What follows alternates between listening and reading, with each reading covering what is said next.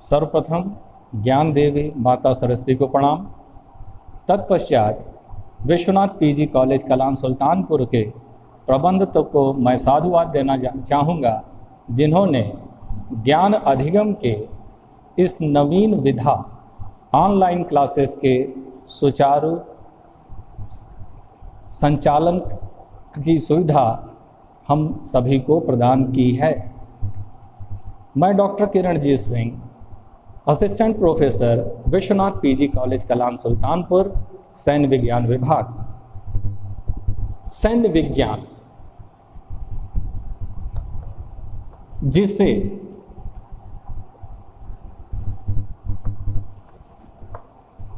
रक्षा एवं स्ट्रैटेजिक अध्ययन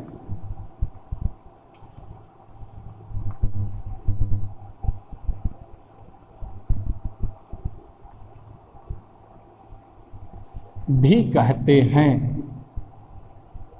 कारण यह है कि आपने प्रथम वर्ष के अध्ययन के दौरान अध्ययन किया था कि भारतीय सैन्य इतिहास और पश्चिमी सैन्य इतिहास, जिसमें मानव सभ्यता ग्राम स्तर,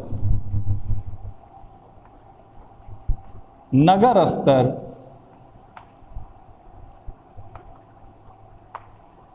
राज्य स्तर और साम्राज्य स्तर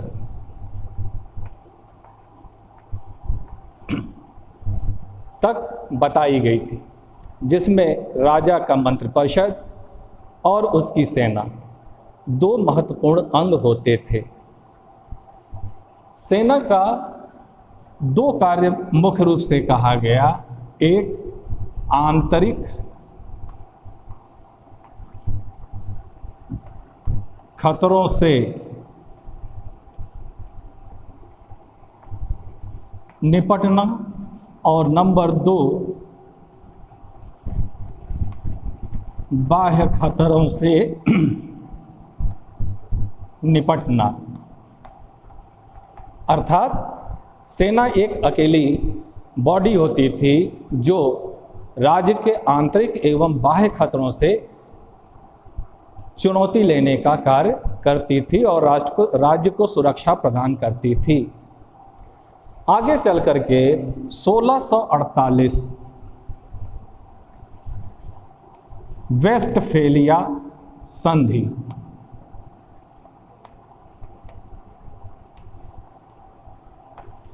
यूरोप में संपादित हुई, जिसमें यूरोप के राष्ट्रों ने यह निश्चित किया कि यूरोप के सभ्य राज्य, यूरोपीय महाद्वीप के अंदर स्थित राज्य या साम्राज्य, छोटे या बड़े, इनके ऊपर आक्रमण नहीं करेंगे।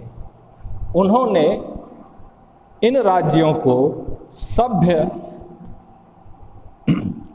राज्य का खिताब देते हुए यह सुनिश्चित किया कि सभी राज्य के पास समानता,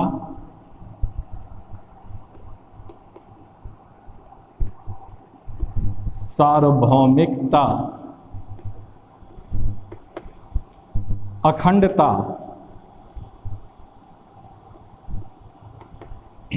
के अधिकार सुनिश्चित किए जाते हैं। तात्पर्य यह है कि किसी भी सम्मेलन या आपसी अंतर्राष्ट्रीय व्यवहार के दौरान राष्ट्र के आकार, प्रकार और शक्ति के आधार पर कोई भी विभेद नहीं किया जाएगा। सबको समान अधिकार, समान सम्मान दिया जाएगा। दूसरे अधिकार के तहत हर राज्य को अपने अस्तित्व को अनंत काल तक अक्षुण्ण बनाए रखने की स्वतंत्रता प्राप्त थी। तीसरा, कोई भी राष्ट्र दूसरे राष्ट्र पर सैन्य बलों के माध्यम से हमला नहीं कर सकता था।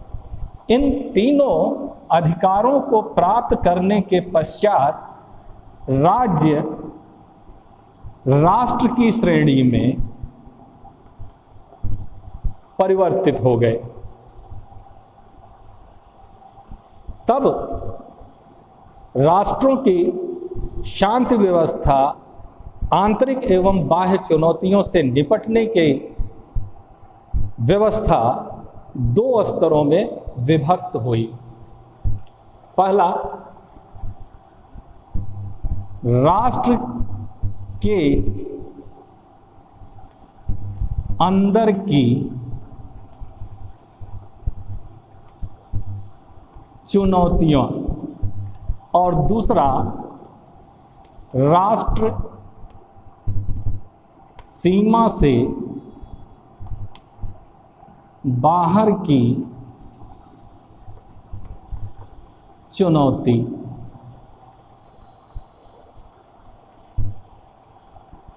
इस स्तर पर आने के बाद राष्ट्र के बल या सेना को दो महत्वपूर्ण भागों में विभक्त किया गया। पहला, राष्ट्र के अंदर जो बल कानून व्यवस्था और आंतरिक चुनौतियों से निपटने का काम करता है उसे अर्धसैनिक बल या पुलिस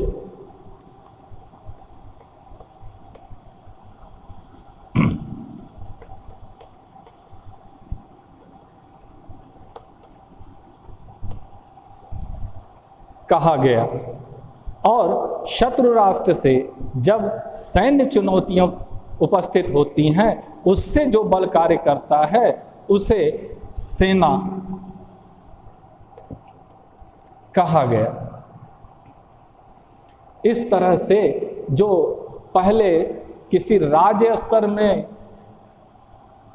आंतरिक एवं बाह्य चुनौतियों के निपटने के जो अंग राष्ट्रों का विकसित होता था उसे सेना कहते थे और उसके अध्ययन अध्यापन क्रमबद्ध अध्ययन अध्यापन को सैन्य विज्ञान कहते थे।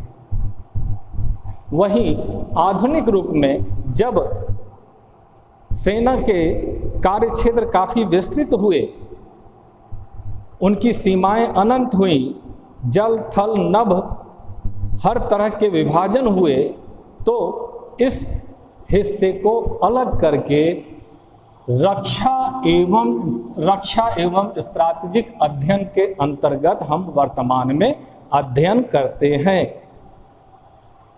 अगर हम इसी चीज को दूसरी तरह से समझें तो दो चीजें आपके सामने आती हैं। पहला, रक्षा और दूसरा सुरक्षा।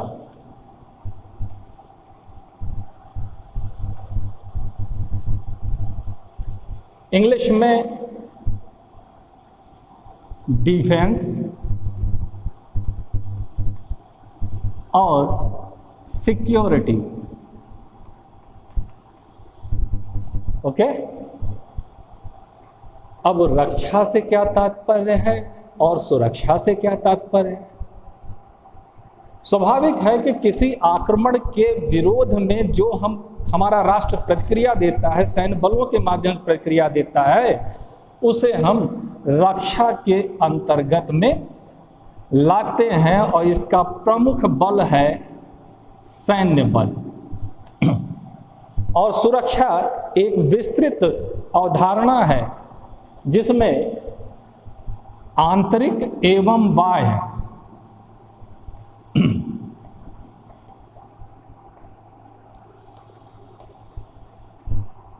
चुनौतियों से निपटने के सभी बलों को शामिल किया जाता है, जैसे पुलिस और अर्धसैनिक बल। आपकी इसमें एनसीसी आती है, आपकी भारत तिब्बत पुलिस आती है, आपकी बॉर्डर सिक्योरिटी फोर्स बीएसएफ आती है।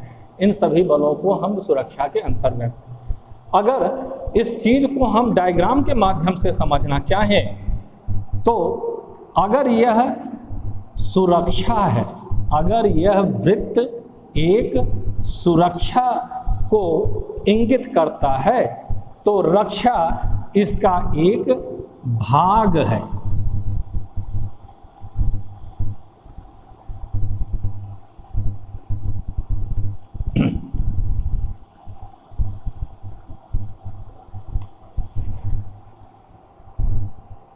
ठीक।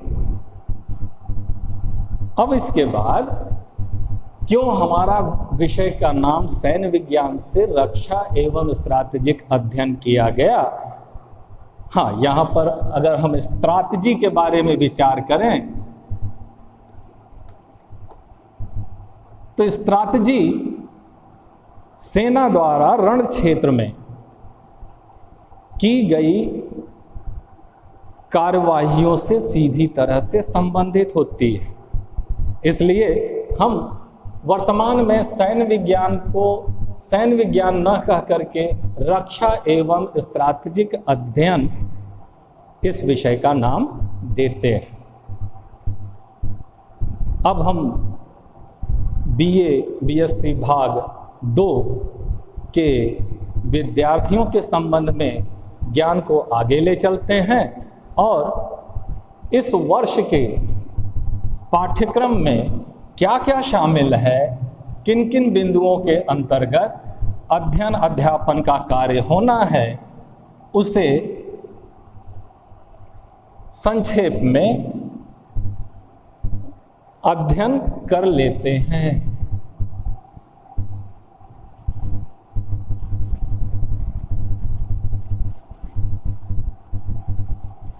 पाठ्यक्रम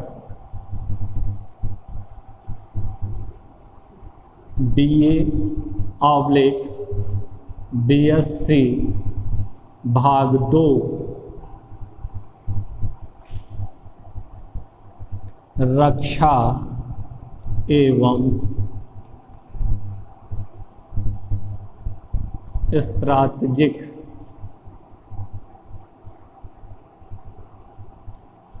अध्ययन।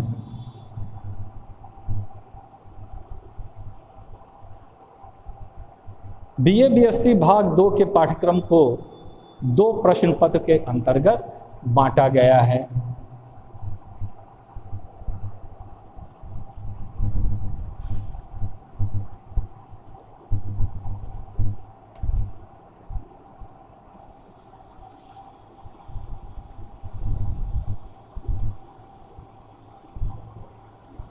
प्रश्न पत्र 1 का नाम है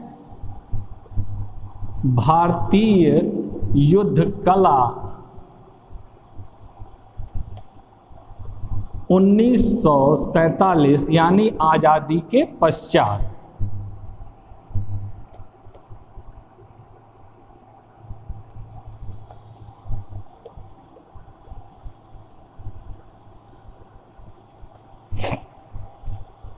फर्स्ट ईयर में आपने फर्स्ट पेपर पढ़ा था भारतीय युद्ध कला आदिकाल से 1947 तक।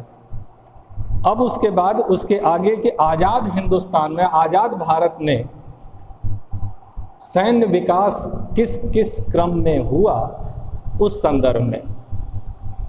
इसके बाद जैसा कि यह पत्र आपको रक्षा से यह प्रश्न पत्र भारत की रक्षा से संबंधित है और दूसरा प्रश्न पत्र भारत या किसी राष्ट्र की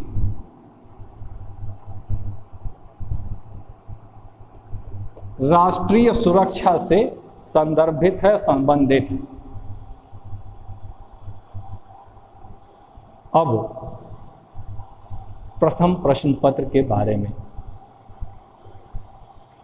प्रथम प्रश्न पत्र को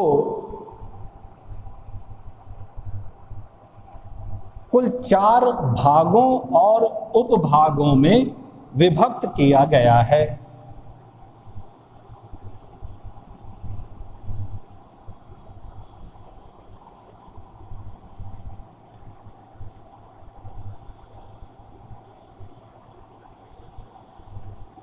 पेपर का नाम है भारतीय युद्ध कला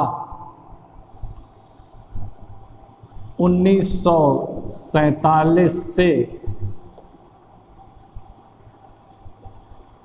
अब तक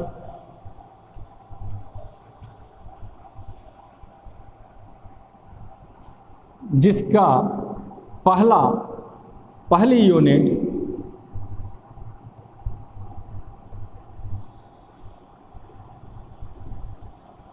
का शीर्षक है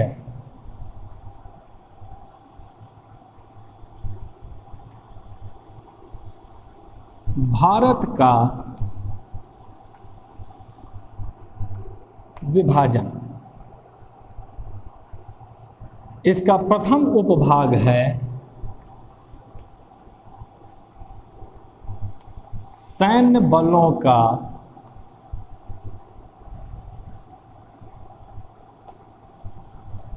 विभाजन, अर्थात जब भारत का बंटवारा हुआ तो उस समय सैन्य बलों की क्या स्थिति थी।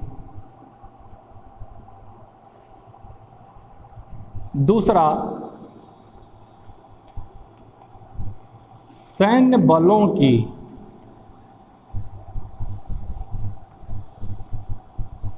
स्थिति।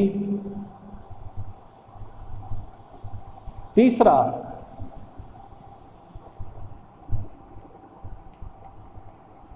भारत का विभाजन। जैसा कि आप सभी जानते हैं कि 15 अगस्त 1947 को देश को आज़ादी जरूर मिली, लेकिन बंटवारे की कीमत पर। देश के दो हिस्से हुए, भारत एवं पाकिस्तान। आगे चल के पाकिस्तान दो खंडों में बटा, पूर्वी पाकिस्तान अर्थात बांग्लादेश और पश्चिमी पाकिस्तान यानी वर्तमान का पाकिस्तान।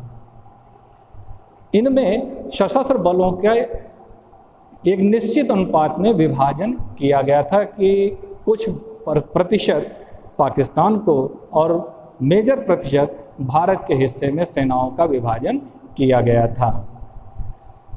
इसी खंड में हम अध्ययन करेंगे 1948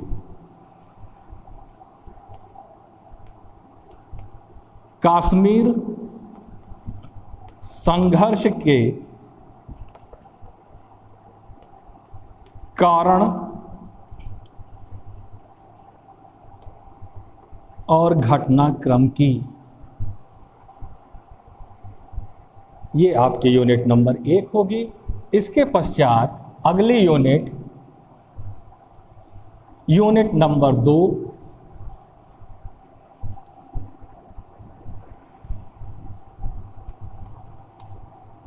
भारत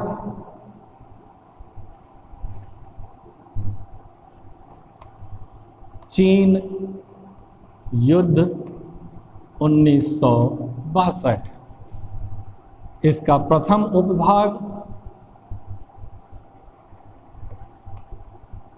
सीमा विवाद।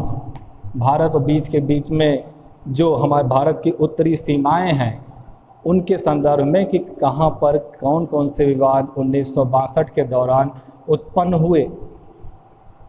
दूसरा बिंदु अध्ययन करेंगे संक्षेप में सैन्य संक्रियाएं। और तीसरे महत्वपूर्ण बिंदु में हम अध्ययन करेंगे कि युद्ध से प्राप्त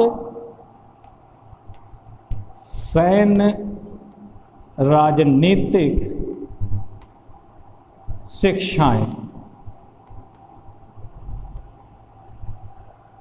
हर युद्ध महत्वपूर्ण होता है, उसमें हारने और जीतने के तरीके महत्वपूर्ण होते हैं। वो राष्ट्र कभी सफल नहीं होता जिसने कि अपनी असफलताओं के बारे में अध्ययन न किया हो।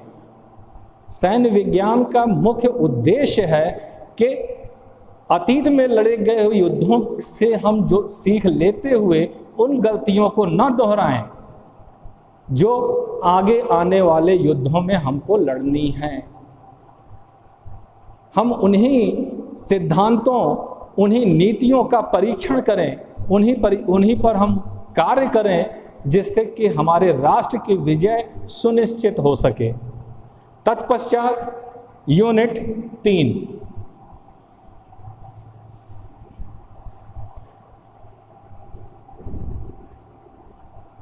यह संदर्भित है भारत पाक युद्ध 1965 एवं 1971।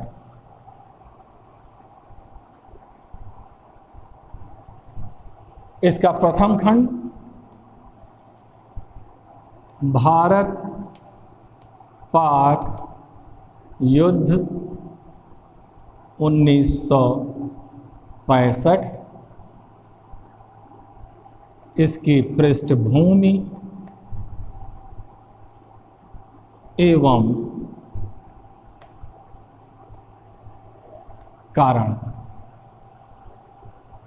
और 1965 के युद्ध में अधिकतर संक्रियाएं हमारे पश्चिमी मोर्चे, राजस्थान से लगी हुई मोर्चे पर की सीमाओं पर हुई थी। अतः इसमें अध्ययन का विषय वस्तु होगी 1965 युद्ध में पश्चिमी मोर्चे पर हुई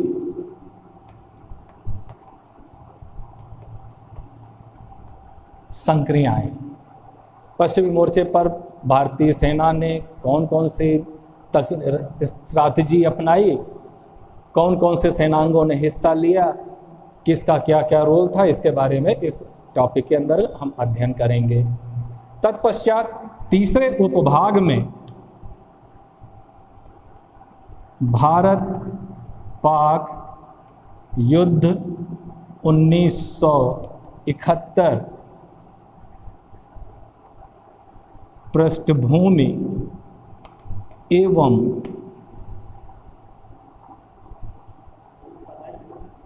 कारण।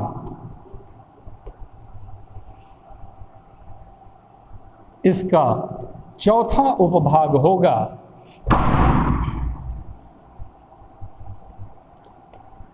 पूर्वी मोर्चे अर्थात बांग्लादेश से लगी हुई सीमाओं पर, पूर्वी मोर्चे पर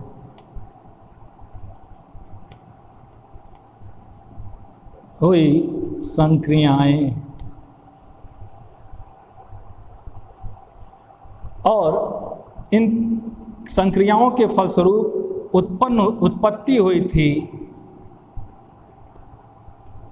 बांग्लादेश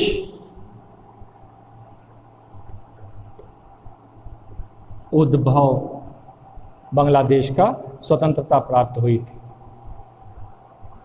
ये था आपका यूनिट नंबर 3। इसके बाद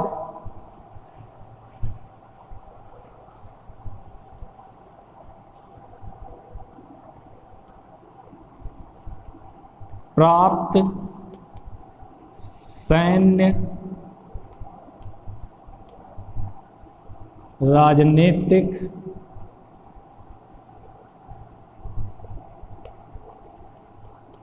शिक्षाएं। हर युद्ध से दो तरह की शिक्षा प्राप्त होती हैं। एक हमारी सैन्य कमियां क्या हैं, और दूसरा कि हमारी विदेश नीति के अंतर्गत, राजनीति के अंतर्गत विदेश नीति का परीक्षण होता है कि भारत की सैन्य अथवा राजनीतिक गृह नीति, विदेश नीति किस हद तक इन युद्धों के दौरान सफल या असफल रही। इसके पश्चात यूनिट संख्या 4, जिसमें भारत ने जो रिसेंट लड़ाइयाँ लड़ी उसके क्रम में यूनिट संख्या 4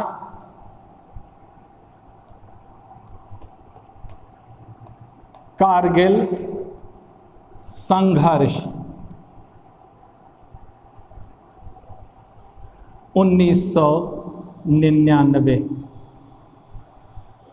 यहाँ आपके मन में एक प्रश्न उठेगा कि अभी तक तो सर आप युद्ध कह रहे थे और इसको आपने संघर्ष क्यों कहा। तो ये स्पष्ट यही कर दें कि संघर्ष एक सीमित क्षेत्र में, एक निश्चित क्षेत्र में, 2-4 जिलों के एरिया के बराबर रण क्षेत्र में यह युद्ध लड़ा गया था। इसमें सीमित मात्रा में, निर्धारित मात्रा में सेनाओं ने हिस्सा लिया था। एक नियंत्रित स्तर तक हथियारों के प्रयोग की छूट मिली थी। मतलब एक अग्नि को एक चूल्हे में, एक निश्चित क्षेत्र में रखने का प्रयास किया था, जिसकी वजह से पूरा घर न जलने पाए। इसीलिए सीमित क्षेत्र, सीमित हथियार और सीमित सैन्य बलों के माध्यम से यह युद्ध लड़ा गया था। इसीलिए इसको हम संघर्ष कहते हैं, युद्ध नहीं कहते हैं। इसका प्रथम उपभाग है कारगिल संघर्ष,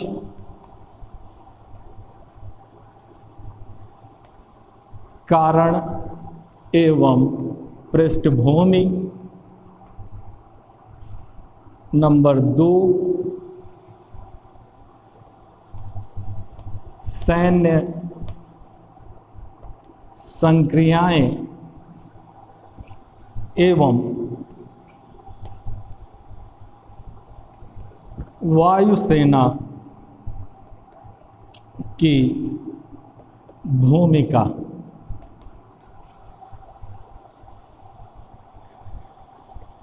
और तीसरा,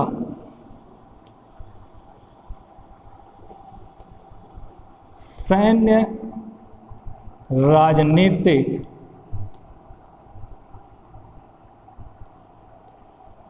शिक्षाएं कि इस युद्ध से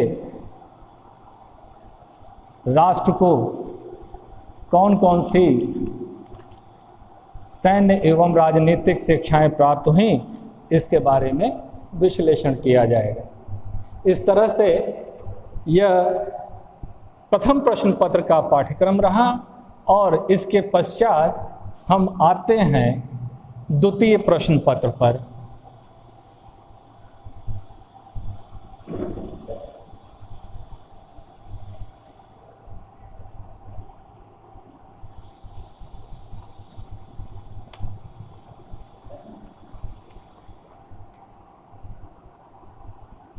द्वितीय प्रश्न पत्र का शीर्षक है राष्ट्रीय सुरक्षा। सर्वप्रथम समझाना आवश्यक है कि राष्ट्र क्या है। आप में से कई राजनीति शास्त्र के भी विद्यार्थी होंगे, उनके भली भांति मालूम होगा कि एक निश्चित भौगोलिक सीमा के अंतर्गत निवास करने वाली जनसंख्या जो उस राष्ट्र के संविधान से स्वयं को आबद्ध मानती हो, ऐसी इकाई को हम राष्ट्र कहते हैं। और इसके पहले सुरक्षा के बारे में आपको संक्षेप में बता दिया गया। दोनों को मिला करके, राष्ट्र एवं सुरक्षा को मिला करके, इस पेपर को हम राष्ट्रीय सुरक्षा कहते हैं। और इसके पाठ्यक्रम को भी पूर्व पाठ्यक्रम के, पूर्व पेपर के अनुरूप ही 4 खंडों में और उपखंडों में विभक्त किया गया है। यूनिट फर्स्ट, सुरक्षा।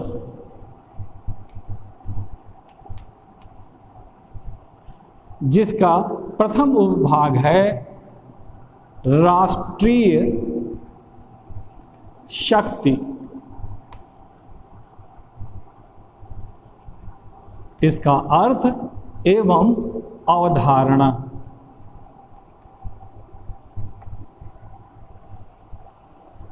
दूसरा उपभाग है राष्ट्रीय शक्ति के तत्व।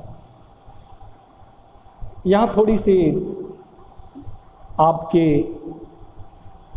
ज्ञान के लिए, राष्ट्रीय शक्ति के बारे में यह समझाना चाहेंगे कि जिस तरह से आपका परिवार, आपके खेत, आपकी आय, आपके घर के सदस्यों की संख्या के आधार पर गांव में शक्तिशाली या दुर्बल समझा जाता है, उसी तरह से एक राष्ट्र अपनी आर्थिक शक्ति, राजनीतिक शक्ति, भौगोलिक शक्ति और सैन्य शक्ति के समुच्चय को मिला करके उसकी राष्ट्रीय शक्ति का आकलन किया जाता है।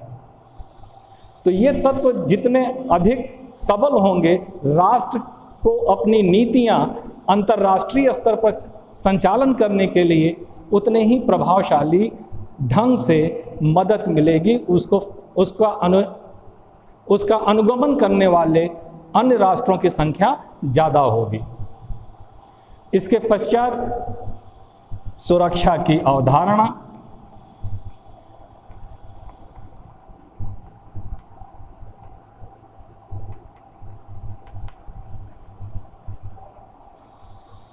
और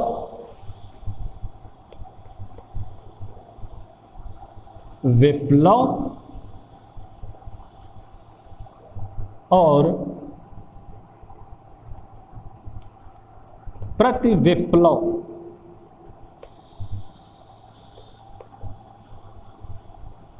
संघर्ष के बारे में आपको अध्ययन किया जाएगा। संक्षेप में यह बता दें कि फर्स्ट ईयर में आपने गुरिल्ला सैन्य पद्धति का अध्ययन किया था।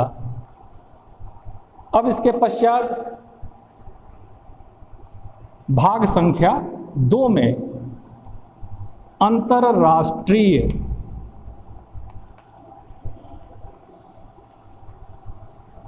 सुरक्षा के भिन्न भिन्न उपायों पर प्रकाश डाला जाएगा।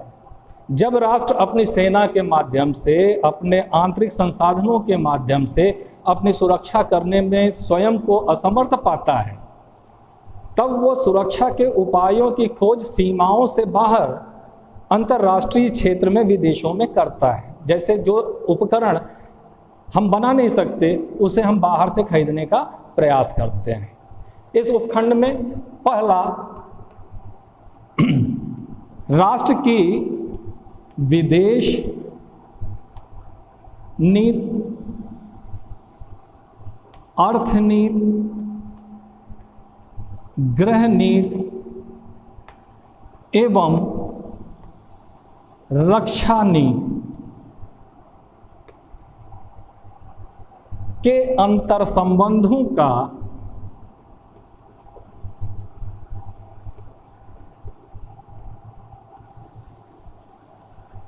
अध्ययन किया जाता है। तत्पश्चात 2 पुरातन व्यवस्थाएं, सामूहिक सुरक्षा एवं शक्ति संतुलन, राष्ट्र प्रयोग में लाते हैं, जिससे शांति व्यवस्था बनाई रखी जाए, देश की जनता को विकास करने के लिए, अध्ययन करने के लिए समय दिया जाए, संसाधन दिया जा सके।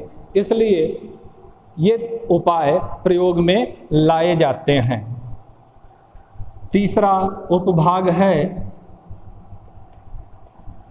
अंतरराष्ट्रीय आतंकवाद और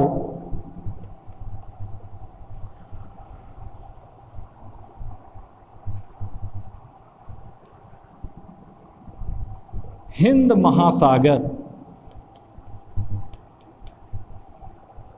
में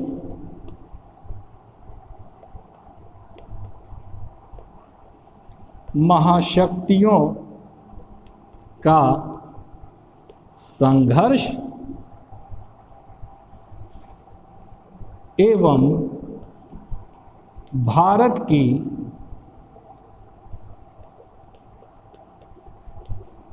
सागरीय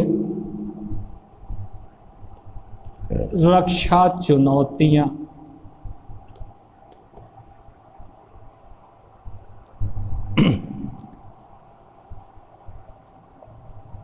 इसके पश्चात हम आएंगे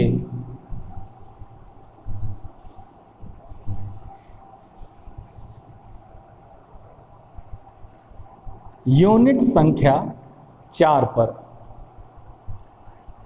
जो कि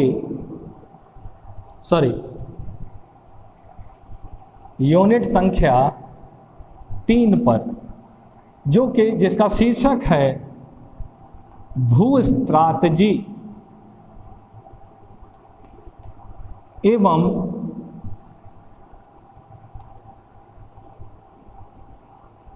भू राजनीति।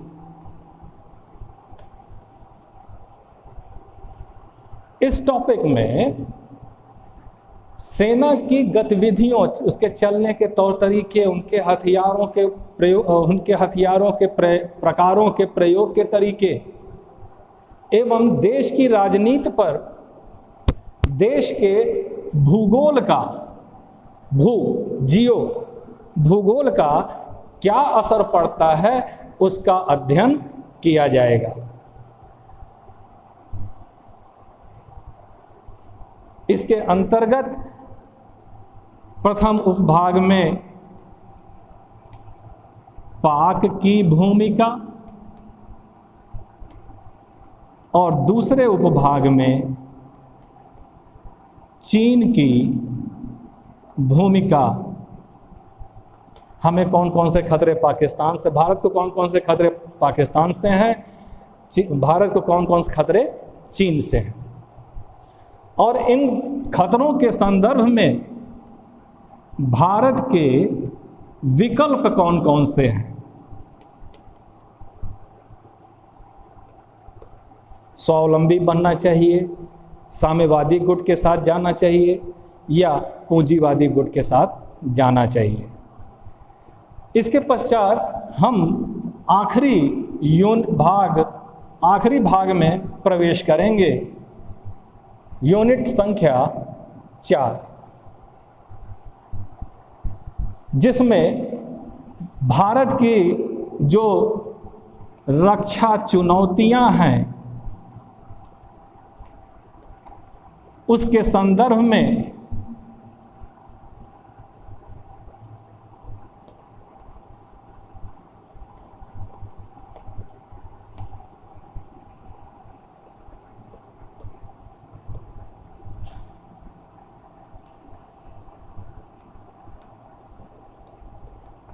रक्षा तैयारियों का स्तर क्या है। इसका पहला उपभाग भारत में रक्षा विज्ञान एवं तकनीक का स्तर क्या है। नंबर 2, भारत को आणविक शक्ति की आवश्यकता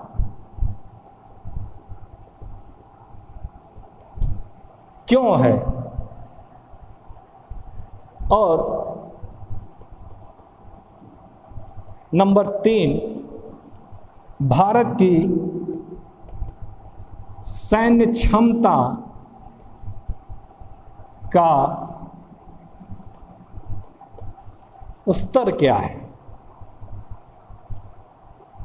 न केवल पाकिस्तान के संदर्भ में बल्कि चीन से भी, और न केवल इनको अलग अलग, दोनों को एक साथ मुकाबला करने के लिए भारत के पास क्षमता है कि नहीं। अगर नहीं है तो इसके लिए विकल्प क्या क्या हैं। तो इस तरह से सैन्य विज्ञान द्वितीय वर्ष BA BSc भाग 2 का पाठ्यक्रम निर्धारित हुआ है, जिसके बारे में हम इस वर्ष अध्ययन करेंगे। हमें आशा ही नहीं, पूरी उम्मीद है कि आप ऑनलाइन क्लासेस का पूरा फ़ायदा उठाएंगे और रेगुलर क्लास की ही भांति इसको देख करके इस पर विचार विमर्श करेंगे और मन में उठ रहे प्रश्नों का हल प्रेषित करके उसको प्राप्त करने का प्रयास करेंगे। बहुत बहुत धन्यवाद।